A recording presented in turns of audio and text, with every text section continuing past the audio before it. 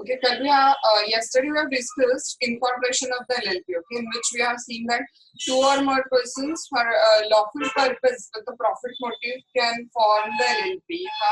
For forming the LLP, they have to submit the incorporation document in a prescribed form with a prescribed fee with the registrar of the state in which you want the registered office of the LLPs to situate. Okay. Then with that application document, you have to submit a statement. That for submission of statement is to be made by either advocate, company secretary, chartered accountant, or cost accountant. What statement he is going to make? That all the requirement of the incorporation have been complied with. Then incorporation document will also contain some details. Okay, just like it will be put out. Name of the LLP will be there. Okay, proposed business of the LLP will be put out in it. Address of registered office will be there.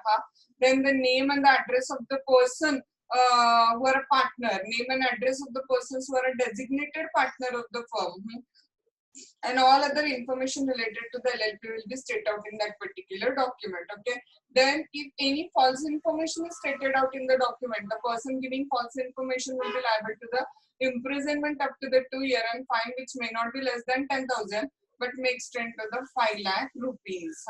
Then next one देखो क्या जाता है. Once all the documents and etc. have been complied with, your LLP will get incorporated. Okay, he will register the incorporation document registrar and he will issue the certificate of registration. Okay, then we have seen that the registration certificate will include the sign of the registrar and it will be authenticated by the official seal of the registrar. Okay, then the certificate will become the conclusive evidence that now the LLP got registered. Then next one, what we have seen is that one point, registered office of the LLP and the change therein. Every LLP should have the registered office where all the address, notice and letters will reach. Okay. Then document may be किस पे सर्व किया जा सकता है, LLP या उसके partner या LLP के डेजिग्नेटेड पार्टनर पे कैसे भेजा जा सकता है, पोस्ट से अंडर पोस्टिंग सर्टिफिकेट मतलब नॉर्मल पोस्ट, आरपीएडी जिसमें एक्नॉलेजमेंट आता है वापस रिटर्न में, या फिर ना स्पेसिफिकली क्या किया जा सकता है वहां पे सेंड किया जा सकता है वो जो भी डॉक्यूमेंट्स एलएलपी को भेजने वो.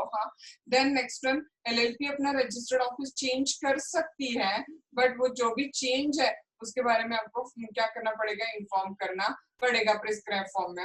देन एलएलपी अगर इस रजिस्टर्ड ऑफिस के बारे में किसी भी प्रोविजन का कॉन्ट्रावेंशन करती है तो every partner shall be punishable with a fine not less than क्या हो जाएगा बोलो 2,000 rupees but may extend to fine कितना होगा 25,000 rupees. And then we have gone through the chart कि जैसे एलएलपी रजिस्टर्ड हो गई तो LLP will be capable of having common seal, but common seal होना compulsory नहीं है LLP को. They may have it or they may not have it. Once they get a LLP registered, they can acquire, own, hold, dispose of the property. The property may be movable or immovable, tangible or intangible. LLP can sue and can be sued. And LLP will be able to do all other things which any body corporate can do. Okay. Then next one देखो क्या हो जाएगा, वहां पे हमने discuss किया था कि हर एलएलपी को एक नाम होना जरूरी है. एलएलपी के नाम के एंड पे ना आइदर पूरा लिखा होगा लिमिटेड लायबिलिटी पार्टनरशिप और इट में भी स्टेटेड आउट एलएलपी. लेकिन एलएलपी का नाम कैसे नहीं होना चाहिए, देखो the name of the LLP should not be undesirable. Okay, undesirable stands for मैंने आपको बताया था कि जैसे गवर्नमेंट से LLP कनेक्टेड ऐसे दिखा रहा कोई वर्ड, भारत, इंडिया ऐसे वर्ड्स उसमें यूज किया. या किसी ना यूनाइटेड नेशंस ऑर्गेनाइजेशन का नाम यूज किया है, उनके परमिशन के बिना उनसे हमारा कनेक्शन है दिखाने वाला कोई भी नाम हम लोग यूज नहीं कर सकते. ओके, साथ ही साथ ऑलरेडी रजिस्टर्ड एलएलपी का सिमिलर नेम या ऑलरेडी रजिस्टर्ड एलएलपी का आइडेंटिकल नेम हम लोग क्या नहीं कर सकते, यूज नहीं कर सकते. सो आपको एग्जांपल बताया था, देखो आइडेंटिकल मतलब एज इट इज, पार्ले का पार्ले लिया हमने, that is identical. And Parle का पार्ले कर दिया मतलब डबल ई कर दिया या डबल ए कर दिया, ऐसा कुछ नॉमिनल, नाइकी का बाइकी कर दिया. सो ऐसा कोई नॉमिनल चेंज करके हमने वो नाम यूज किया तो भी वो नाम अलाउड नहीं होता है रजिस्ट्रेशन के लिए. So the name of the LLP should not be undesirable and it should not be identical or too nearly resemble with any other partnership firm or the LLP or a body corporate, हाँ trademark किसी का violet हो रहा है ऐसा नाम आपके का LLP का नहीं चाहिए, हाँ। या फिर हम लोग यहाँ पे आए थे कल और यहाँ से आगे कंटिन्यू करना है हमें। Reservation of the name is the next point we are going to see, हाँ। देखो क्या गया, a person may apply in such a form and a manner as accompanied by fee as prescribed to the registrar for the reservation of the name set out in the application as the name of proposed LLP and number 2 the name and to which LLP proposed to change its name। हाँ क्या करना है, देखो आपको एक prescribe form में application करना है जिसके साथ आप प्रिस्क्राइब फी भी सबमिट करोगे रजिस्ट्रार के पास में, हाँ।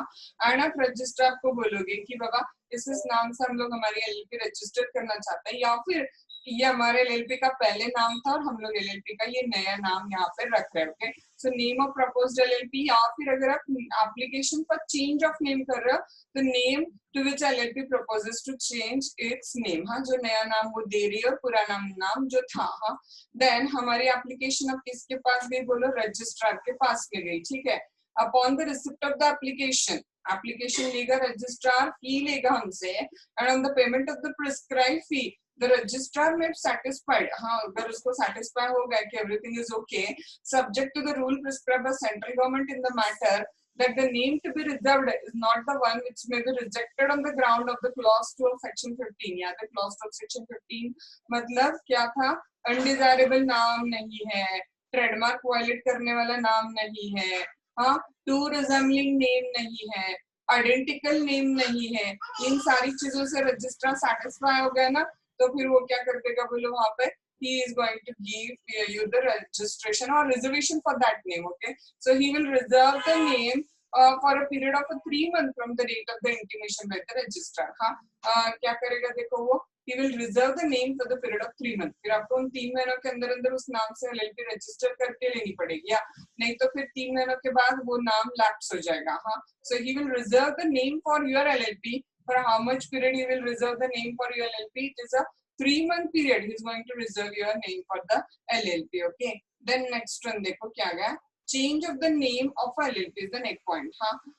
notwithstanding मतलब even though मैंने आपको बताया, हाँ anything contained in section 15-16 में कुछ भी लिखा है, let it be, central government अगर सेटिस्फाई होता है कि LLP has been registered under the name, हाँ ये LLP अनडिजायरेबल नाम से रजिस्टर हुई है या पुराने कंपनी के सिमिलर नेम से रजिस्टर हुई है, ऐसे कभी भी सेंट्रल गवर्नमेंट को लगा, central government is satisfied that the LLP has been registered under the name which हाँ is under section 15 to मतलब वो अनडिजायरेबल है, हाँ, and which is identical or to resemble to the name of any LLP or body corporate or a name likely to be mistaken for it, तो central government LLP को बोलता है कि आपका नाम अनडिजायरेबल है, आपका नाम एग्जिस्टिंग LLP या कंपनी से सिमिलर है, तो ये नाम आप चेंज करके लो, हाँ। Central government may direct such LLP to change its name and LLP shall comply with the said direction within how much time, देखो 3 months after the date of the direction or such a longer period as central government may allow, हाँ। Central government LLP को direction देगा और उस direction देने के दिन से LLP has to comply within how much time, देखो within 3 months after the date of the application, हाँ। now देखो क्या गया, any LLP अगर वो डायरेक्शन देने के बाद भी नाम बदल के नहीं लेती है तो उसको पनिशमेंट है वापस, हाँ। any LLP which failed to comply with the direction under subsection 1 shall be punishable for a fine not less than 10,000 but extend, okay, fine exactly कितना जा सकता है, देखो 5 लाख रुपीस का फाइन बैठ सकता है, हाँ। एंड उसका जो डेजिग्नेटेड पार्टनर होगा उस LLP का उसको भी फाइन दिया हुआ है, the designated partner of the LLP shall be punishable with a fine not less than 10,000 rupees but may extend to the 1 lakh rupees, मतलब आपके LLP का नाम अनडिजायरेबल है या similar to the other LLP या resembling to the other LLP है और आप उसको चेंज नहीं करते हो सेंट्रल गवर्नमेंट के डायरेक्शन के बाद में भी विदिन 3 मंथ, तो उसके बाद आप एक ऑफेंस कर रहे हो, आप एक रॉन्ग कर रहे हो जिसके लिए पेनल्टी है, LLP को पेनल्टी है minimum fine 10,000 maximum 5 lakh and designated partner को पेनल्टी है minimum fine 10,000 rupees and maximum 1 lakh rupees वहां पे, ओके। नाउ देखो जो भी हमने डिस्कस किया उसको क्या किया बोलो यहाँ पे समन अप किया। हाँ, steps for the incorporation. The first step to incorporate the LLP is the reservation of the name of LLP. सबसे पहले आपको एप्लीकेशन करना पड़ेगा कि हमें इस नाम के साथ LLP रजिस्टर करनी है, तो आप अपना नाम उसके लिए रिजर्व करके रखोगे, ठीक है। Application has to be filed in the E form number 1 for ascertaining the availability and the reservation of the name of the LLP. आपको ई फॉर्म नंबर 1 में ये एप्लीकेशन करनी पड़ेगी, ठीक है। Then after reserving the name, अब आपका नाम अनडिजायरेबल वगैरह नहीं था तो इसकी वजह से रजिस्टर ने आपको वो नाम रिजर्व करके रख दिया। हाँ, after reserving a name user has to file E form 2 for incorporating a new limited liability partnership. हाँ, फिर आपको एप्लीकेशन करना है। एप्लीकेशन कौन से फॉर्म में करोगे बोलो, ई फॉर्म नंबर 2 में। हाँ, ई फॉर्म नंबर 2 में क्या क्या भरना है देखो details. E form number 2 contain the detail of the LLP proposed to be incorporated। हाँ, पार्टनर्स डेजिग्नेटेड पार्टनर्स की डिटेल्स। हाँ, पार्टनर डेजिग्नेटेड पार्टनर का consent form to act as a partner और अ डेजिग्नेटेड पार्टनर। हाँ, then LLP agreement. हाँ, execution of the LLP agreement is a mandatory as per section 23। हाँ, agreement is to be required to be filed with the registrar in form number 3 within 30 days हाँ, of the incorporation of the LLP। LLP जैसे incorporate हो जाती है उस दिन से 30 days के अंदर अंदर आपको क्या करना पड़ेगा बोलो, LLP का एग्रीमेंट भी सबमिट करना पड़ेगा। ओके, सो इन शॉर्ट कुछ स्टेप्स ऑफ इनकॉर्पोरेशन बीच में क्या किए गए वहां पे दिए गए। हाँ, so this is point number 2 from this chapter we have discussed. Okay, and that was incorporation of the LLP की पूरी प्रोसीजर हमने क्या किया यहाँ पे डिस्कस कर दिया। हाँ, now the next point we are going to start about the LLP is that partners and the relations. What is the next point we are going to see? Partners and the relations is the next point we are going to see. Huh? First of all, very first thing we'll see that what is the eligibility criteria to become the partner in the firm. किसी भी firm में partner बनने के लिए आपको क्या eligibility criteria है, वो एलिजिबिलिटी क्राइटेरिया हम लोग क्या करते हैं सबसे पहले डिस्कस करते हैं, ठीक है। On the incorporation of LLP, the person who subscribed their name to the incorporation document on incorporation of LLP register होते ही जिन पहले लोगों ने LLP इनकॉर्पोरेट होते हुए अपना नाम लिखा होगा ना सब्सक्रिप्शन डॉक्यूमेंट पे, वो तो LLP के पार्टनर बनते ही है। हाँ, the person who subscribed their name to the incorporation document shall be a partner and any other person may become a partner of the LLP and in accordance with the LLP agreement। and फिर जो time to time add होते जाएंगे वहां पे, हाँ वो भी क्या होते जाएंगे बोलो, LLP एग्रीमेंट के हिसाब से फर्म के पार्टनर बनते जाएंगे। हाँ, आगे देखो आप रिलेशन ऑफ पार्टनर। हाँ, रिलेशनशिप ऑफ पार्टनर, आपको एक पॉइंट पीछे हमने डिस्कस किया था, याद है? अगर आपको याद होगा तो वही पीछे जो मटेरियल हमने डिस्कस किया ना उसका ये कॉम्बिनेशन है। हाँ, 2-3 पॉइंट हमने ऑलरेडी डिस्कस किए पीछे। एक, पार्टनर्स का रिलेशनशिप जो है LLP के वो किसके हिसाब से डिसाइड होता है? देखो फर्स्ट ऑफ ऑल याद है आपको, LLP एग्रीमेंट के हिसाब से जो वो एक दूसरे के साथ बनाते हैं। पार्टनर्स का एक दूसरे के साथ रिश्ता और पार्टनर और फर्म का रिश्ता किसके हिसाब से डिसाइड होता है बोलो? LLP एग्रीमेंट के हिसाब से। अगर LLP एग्रीमेंट नहीं होगा तो आपको याद है किसके हिसाब से डिसाइड होता है? फर्स्ट शेड्यूल, हमने देखा ना, शेड्यूल 1 के हिसाब से उनके राइट्स एंड ड्यूटीज वहां पे बन जाता है। हाँ, अगर आप LLP एग्रीमेंट में कोई भी चेंज करते हो तो वो चेंज भी आपको किसको इन्फॉर्म करना पड़ेगा बोलो? वहां पे रजिस्ट्रार को वो चेंज क्या करना पड़ेगा? इन्फॉर्म करना पड़ेगा। बस यही जो रिपीट मटेरियल है ये यहाँ पे आया हुआ है, बाकी कुछ नहीं है। हाँ, लेट्स सी, देखो ये ना save as otherwise provided by this act, हटा दो। The mutual rights and duties of the partner of the LLP के एक दूसरे के साथ mutual rights and duties। हाँ, and the mutual rights and duties of the LLP and its partners का एक दूसरे के साथ का रिश्ता and partner और LLP का रिश्ता, ध्यान में लो, partners का एक दूसरे के साथ का रिश्ता, mutual rights and duties of the partner and mutual rights and duties of the LLP and partner, हाँ, shall be governed by LLP agreement। मैंने आपको बताया स्टेप नंबर 1, इनके राइट्स एंड ड्यूटीज किसके हिसाब से डिसाइड होंगे बोलो? As per the LLP agreement between the partner और between LLP and its partner. Step number 1। हाँ, स्टेप नंबर 2, अगर कोई भी चेंज आप LLP एग्रीमेंट में करते हो तो आपको रजिस्ट्रार को इन्फॉर्म करना जरूरी है। Okay, the LLP agreement and any changes if any made, हाँ, there shall be filed with the registrar in such a form, such a manner, accompanied by such a fee as may be prescribed। ये जो है ना सच नहीं डालते तो भी चलता है। हाँ, LLP agreement and any changes if there may be हाँ made therein shall be filed with the registrar. इतना आता है तो भी इनफ है. टाइम टू टाइम जो भी चेंज करोगे आपको रजिस्ट्रार के पास उसको सबमिट करना है. देन नेक्स्ट वन देखो क्या गया. Agreement in writing made before incorporation of LLP between a person who subscribed their name to the incorporation document may impose obligation on the LLP, provided such agreement is ratified by all the partner after the incorporation of the LLP. इसका मतलब देखो LLP को ये थोड़ा critical point है. Point number 3 पहले एक second के लिए पॉइंट नंबर 4 ही पहले फिनिश करता है एंड फिर थोड़ा पॉइंट नंबर 3 पे हम लोग ना एग्जांपल से जाते हैं. 1 मिनट. हाँ, पॉइंट नंबर 1 याद आ गया आपको. पार्टनर्स का एक दूसरे के साथ रिश्ता और पार्टनर और फर्म का रिश्ता किसके हिसाब से डिसाइड होगा बोलो. एलएलपी एग्रीमेंट के हिसाब से. ओके. नंबर 2 एलएलपी एग्रीमेंट में आप कोई भी चेंज करते हो तो किसको इन्फॉर्म करना है बोलो. रजिस्ट्रार को इन्फॉर्म करना है time to time. Okay. Now एक सेकंड के लिए 3 नंबर पॉइंट पीछे रखा. 4th नंबर, हाँ, अगर वो पार्टनर्स के बीच में एग्रीमेंट नहीं बना है in the absence of agreement, हाँ, to any matter, so mutual rights and duties of the partner and the mutual rights and duties of the partner and LLP shall be determined by the provision relating to that matter as set out in the schedule first. हाँ, अगर agreement नहीं है, मैंने आपको समझाया था, हाँ, तो वो राइट्स एंड ड्यूटीज किसके हिसाब से होंगे बोलो. शेड्यूल फर्स्ट के हिसाब से राइट्स एंड ड्यूटीज वहां पे होंगे. हाँ, अब हम लोग थोड़ा सा पॉइंट नंबर 3 पे आ जाते हैं क्योंकि 1, 2 एंड 4 जो है ना पिछले ही है. एलएलपी एग्रीमेंट चाहिए, एग्रीमेंट में चेंज रजिस्ट्रार को इन्फॉर्म करना है और एलएलपी एग्रीमेंट नहीं है तो rights and duties are going to be determined according to the schedule 1 first schedule. हाँ, अब ये थोड़ा अलग पॉइंट है. पॉइंट नंबर 3 जो है, हाँ, इसको क्या है मैं आपको समझाती हूँ. हाँ, ये ना पॉइंट कंपनी लॉ को भी एप्लीकेबल होता है बट आपके सिलेबस में उतना नहीं है ना, इसकी वजह से आया नहीं है. बट आपको इंटरमीडिएट पे यही पॉइंट सेम कंपनी लॉ में भी आएगा. ये rule even same company law को भी एप्लीकेबल होता है. Let me know first of all, LLP एक इंडिपेंडेंट लीगल पर्सन है. सही. अभी आपसे आंसर एक्सपेक्ट करती हूँ कि आपके दिमाग में भी आंसर्स होंगे. हाँ, तो एलएलपी एक इंडिपेंडेंट लीगल पर्सन है, राइट. हाँ, तो एलएलपी को ये इंडिपेंडेंट लीगल पर्सनालिटी कब मिली बोलो. इनकॉर्पोरेशन के बाद. हाँ, ऊपर हमने चार्ट डिस्कस किया था, याद है.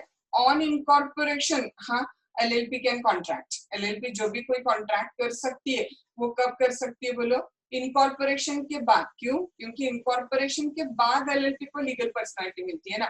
एलएलपी को लीगल पर्सनालिटी इनकॉर्पोरेशन के पहले नहीं मिलती है, बाद में मिलती है. सो वो जो भी कोई contract LLP as a independent legal person कर सकती है. कब कर सकती है बोलो.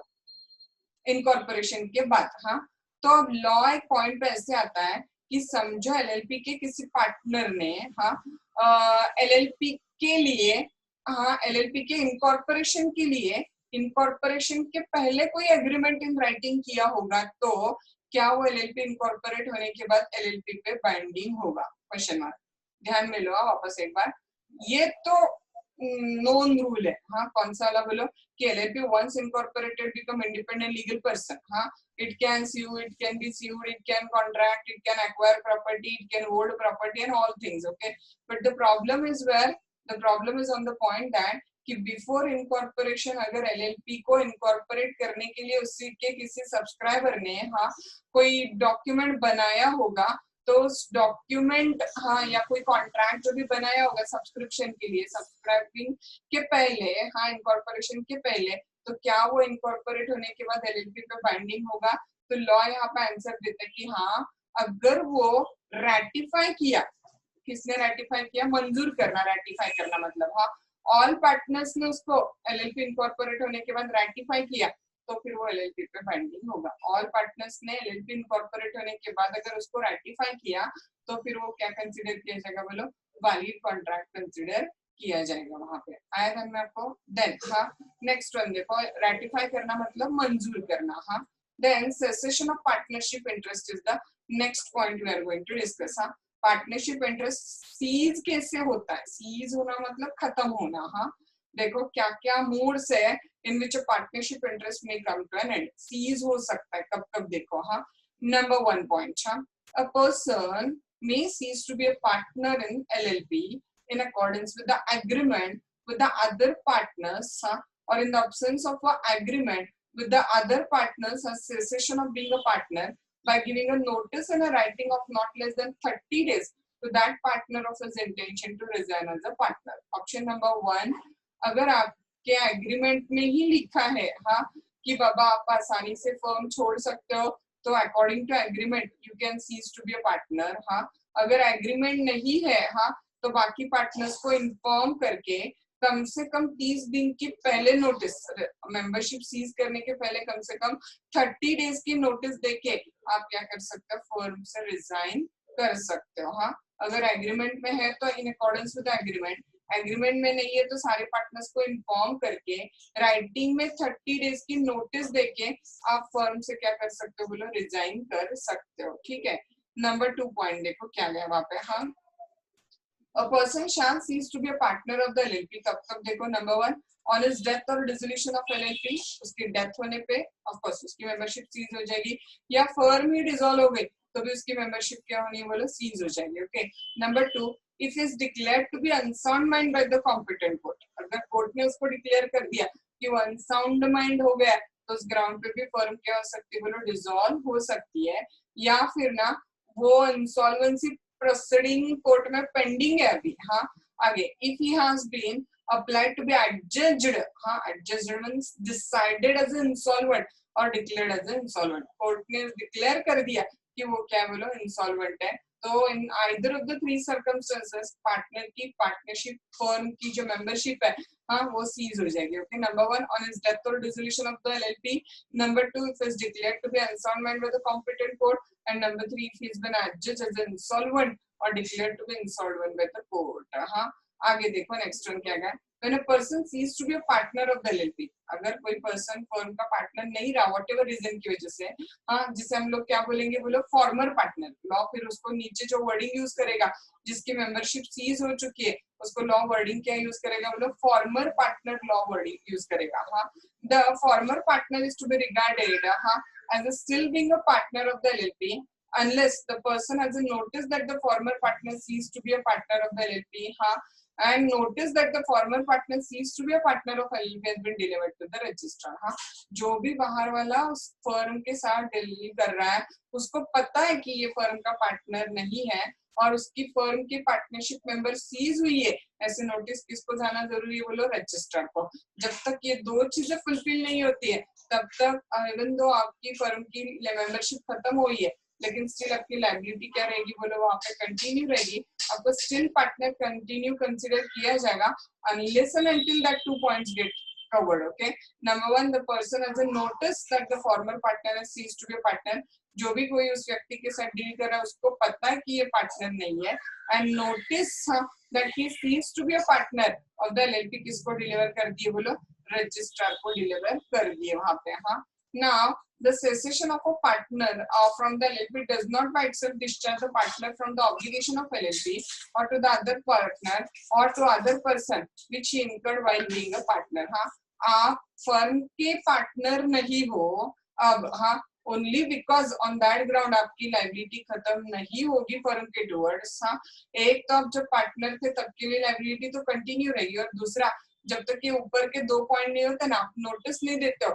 कि आप फर्म के पार्टनर नहीं रहे हो, हाँ तब तक आपकी लाइबिलिटी क्या रहती है, बोलो कंटिन्यू रहती है वहां पे। हाँ, where the partner of the LLP ceases to be a partner, the former partner or a person entitled to share in consequence of death or insolvency of the former partner shall be entitled to receive from the LLP। हाँ, आपका firm से membership seize हुई है हाँ, लेकिन still आपकी investment firm में है तो आपको क्या क्या मिलेगा, देखो सेम अपने नॉर्मल पार्टनरशिप जैसा। हाँ, an amount equal to the capital contribution of the former partner हाँ actually made to the LLP, capital contribution आपको मिलना चाहिए वहां पे। हाँ, एंड उस कैपिटल कंट्रीब्यूशन पे जिस दिन वो कैपिटल कंट्रीब्यूशन आपको वापस मिला उस दिन तक का जो भी एक्यूमुलेटेड प्रॉफिट है वो भी आपको मिलना चाहिए।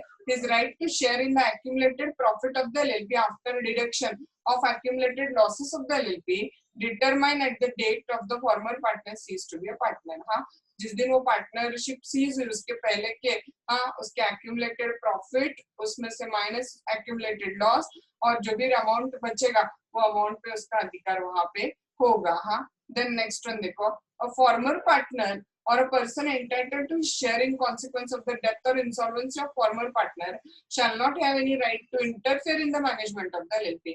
लेकिन आप फर्म के पार्टनर नहीं रहे ना, आपका ओनली इंटरेस्ट रहा, याद है हमने डिस्कस किया था पार्टनरशिप में भी, तो ये जो फॉर्मर पार्टनर है या partner who is entitled to the share on the death और insolvency of a former partner, उसको कोई भी मैनेजमेंट में इंटरफेयर करने का अधिकार नहीं रहेगा। उसका अधिकार ओनली क्या रहेगा बोलो, शेयर इन द प्रॉफिट और share in the capital contribution, इतना ही उसका अधिकार वहां पे रहेगा। Okay, so simple point was that cessation of the membership of a partnership firm या एलएलपी। हाँ, देन ये भी गया हुआ पॉइंट है। हाँ, हमने ऊपर डिस्कस किया था रजिस्टर ऑफिस चेंज हो रहा है तो वो भी इन्फॉर्म करना जरूरी है, उसका भी रजिस्ट्रेशन करके लेना जरूरी है।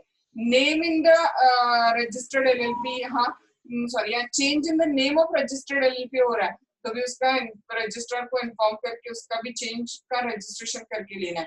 सेम अब चेंज किस में हो रहा है बोलो, पार्टनर्स में चेंज हो रहा है। हाँ, तो भी उसके बारे में कुछ फॉर्मेलिटीज को कंप्लीट करना वहां पे जरूरी है। What are that formalities? C number 1, every partner shall inform the LLP of any change in his name or address within 15 days of such a change. ऊपर गया हुआ है already point. Every partner shall inform the LLP of the change in his name or address. हाँ, name या address में कोई भी change हो गया तो change के दिन से 15 दिन के अंदर अंदर उसको partner को inform करना है। Number 2 देखो, LLP shall where a person become or cease to be a partner file a notice with the registrar within 30 days from the date he becoming or ceasing to become a partner, and where there is any change in the name or address of the partner file a notice with the registrar within 30 days of the change. हाँ, देखो क्या है, LLP shall, अगर उसका कोई partner seize हो गया या कोई पार्टनर नया उसमें ऐड हो गया तो रजिस्ट्रार को 30 दिन के अंदर अंदर इन्फॉर्म करेगी LLP खुद। हाँ, एंड नंबर 2 देखो, अगर LLP के एड्रेस में या LLP के नेम में, हाँ, या पार्टनर के एड्रेस में कोई चेंज हुआ है तो वो भी एड्रेस का या नेम का चेंज LLP खुद किसको इन्फॉर्म करेगी बोलो, रजिस्ट्रार को।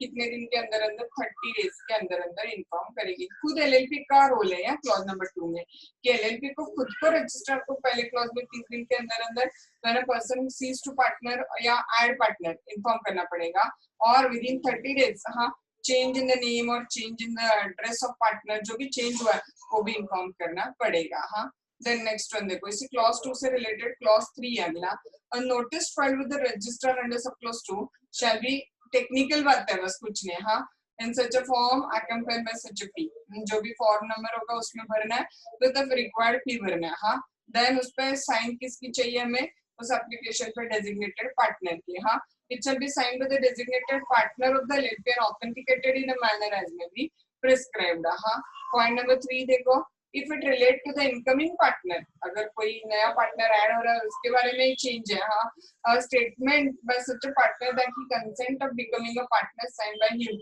And authenticated in a manner prescribe. हाँ, उसका कंसेंट फॉर्म भी साइन करके चाहिए कि वो पार्टनर बनने के लिए रेडी है वहां पे। हाँ, देन अभी पनिशमेंट क्लॉजेस है। हाँ, if the LLP contravene the provision of subsection 2, हाँ, LLP and every designated partner shall be punishable with the fine। कितना हो जाएगा देखो, मिनिमम 2000 रुपीज, मैक्सिमम आ गया 25,000 रुपीज। कौन से क्लॉज के लिए?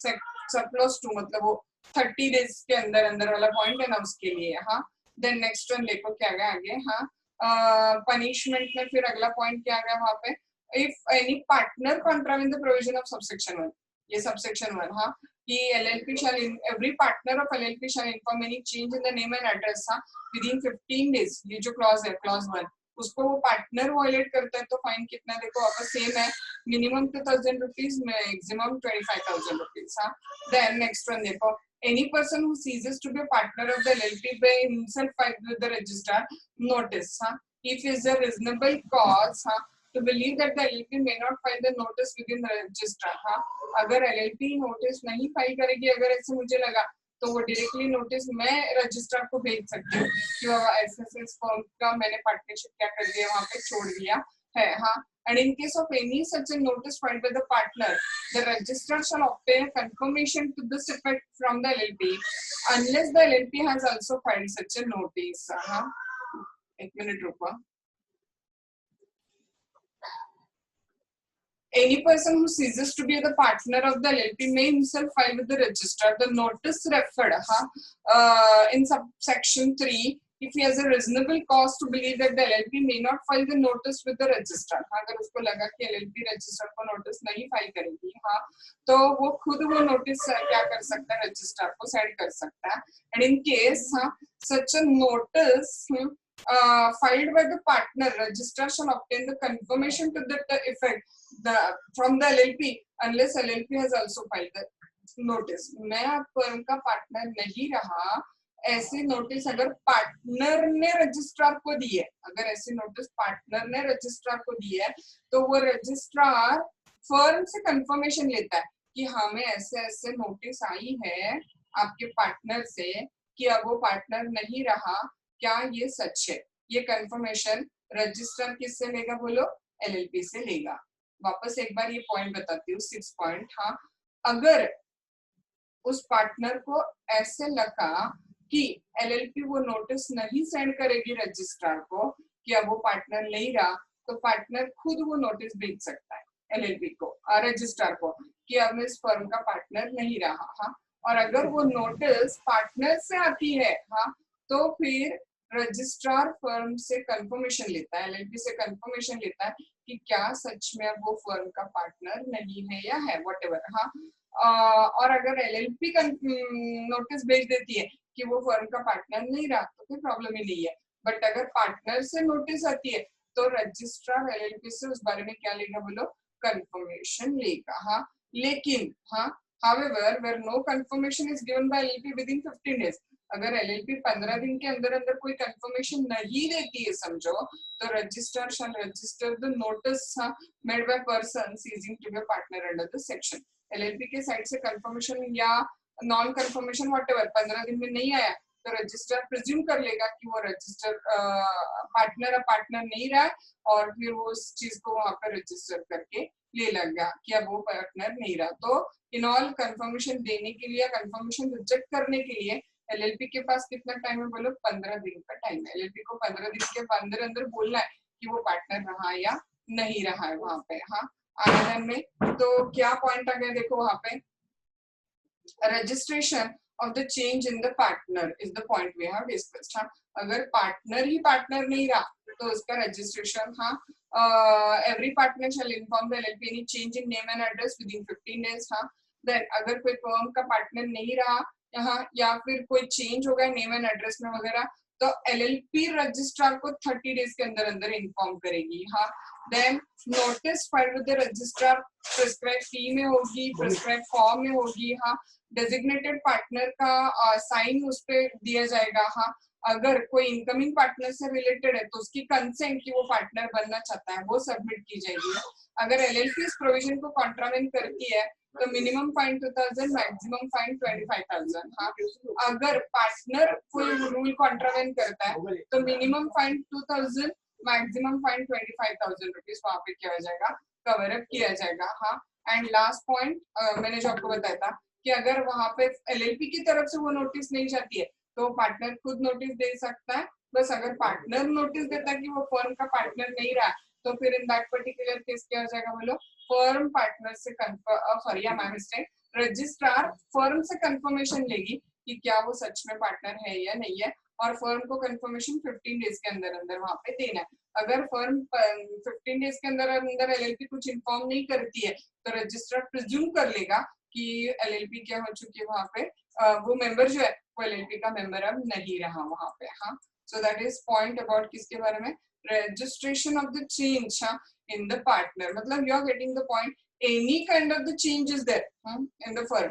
Yeah, it is necessary that the change should be informed to the, किसको इन्फॉर्म करना है वो वहाँ पे रजिस्ट्रार को इन्फॉर्म करके वो चेंज भी रजिस्टर करवा के लेना जरूरी है वहाँ पे. तो यहाँ पे हमारा पॉइंट नंबर 3 जो है ऑफ दिस पर्टिकुलर यूनिट खत्म हो जाता है. हाँ, पार्टनर्स और एक दूसरे का रिश्ता हमने डिस्कस किया. हाँ, LLP का पार्टनर आप कैसे बन सकते हो? Eligibility for partner section 22 we have discussed. Okay, either subscribing your name to the incorporation document, yeah, then thereafter agreeing from time to time by LLP agreement you become the LLP partner. Your relationship is going to be governed by LLP agreement.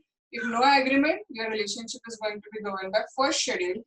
If you make any change in the LLP agreement, the change should be informed to the registrar, and any document made before incorporation of LLP may be